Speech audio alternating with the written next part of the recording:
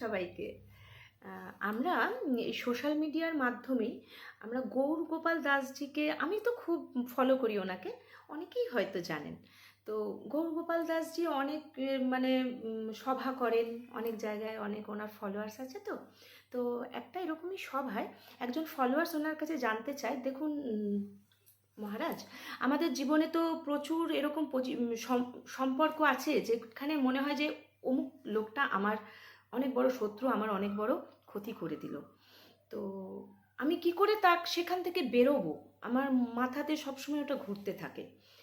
তো গৌরগোপাল দাসজি কয়েকটা কথা এই সম্পর্কে বলেছে। আসলে আমি এটা কেন শেয়ার করছি, আমাদের প্রত্যেকের জীবনেই এইরকম অল্প বিস্তর এরকম একটা না একটা ঘটনা আছেই, যে এরকম মনে হয়েছে যে এই ঘটনাটার পরে আমার জীবনটার পুরো রদবদল হয়ে গেল। আর সবচেয়ে বড় জিনিস, দেখবেন জীবনের রদবদলটা সবসময় কিন্তু খুব কাছের মানুষ দ্বারাই হয়। কখনো বাইরের দূরের মানুষ আমাদের জীবনে অতটা আসতেই পারে না যে আমাদের জীবনটাকে এক প্রান্ত থেকে আর এক প্রান্তে নিয়ে চলে যেতে পারবে। তো যাই হোক, গৌরগোপালজি বলছেন যে হ্যাঁ, প্রত্যেকের জীবনেই এরকম একটা সিচুয়েশন বা ঘটনা আসে, আর আমাদের মনে হয় ভগবান কি আমার সাথেই এটা করলো? না, আমাদের দৈনন্দিন জীবনে তো এটা হবেই, এটাই স্বাভাবিক, ভালো মন্দ নিয়েই চলার কাজ। আর আমরা জানি অনেক বড় বড় মুনি ঋষি মহাপুরুষরা বলেছেন ক্ষমাই পরম ধর্ম। কিন্তু বলুন তো, ক্ষমা কি করা যায়? সত্যি কি ভোলা যায়? যেটা এইখানে লেখা হয়ে যাবে, যেটা 24 ঘন্টা এখানটা কাঁদবে যেটার জন্য, সেটা কখনো আমার মনে হয় অসম্ভব, ক্ষমা করা যায় না। কিন্তু গৌরগোপাল দাসজি বলছেন যে নিজেকে ভালো রাখতে হবে, নিজের এখানটাকে শান্তিতে রাখতে হবে, নিজের মধ্যে একটা শান্তি আনতে হবে, তবেই আমি এগিয়ে চলতে পারবো, তবেই আমি ভালো থাকবো। সেই জন্য আমাকে কি করতে হবে? ওই সিচুয়েশানটা, ওই পার্সেন্টটাকে দূরে সরিয়ে রাখতে হবে।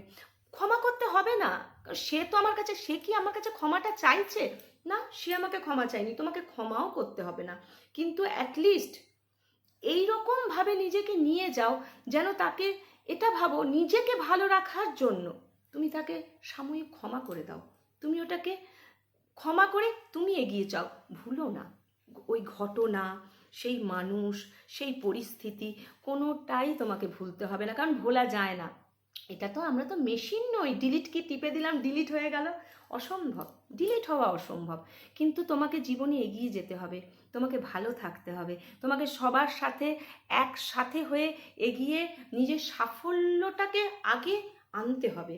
সেই জন্য তুমি ওই পরিস্থিতিটাকে দূরে সরিয়ে রাখো, সেই দূরে সরিয়ে রেখে তুমি নিজের পথে এগিয়ে চলো। তাহলেই দেখবে তোমাকে ওইটা পরেশান করছে না, আমাকে বিরক্ত করছে না, 24 ঘন্টা আমাকে ওই জিনিসটা হান্ট করছে না।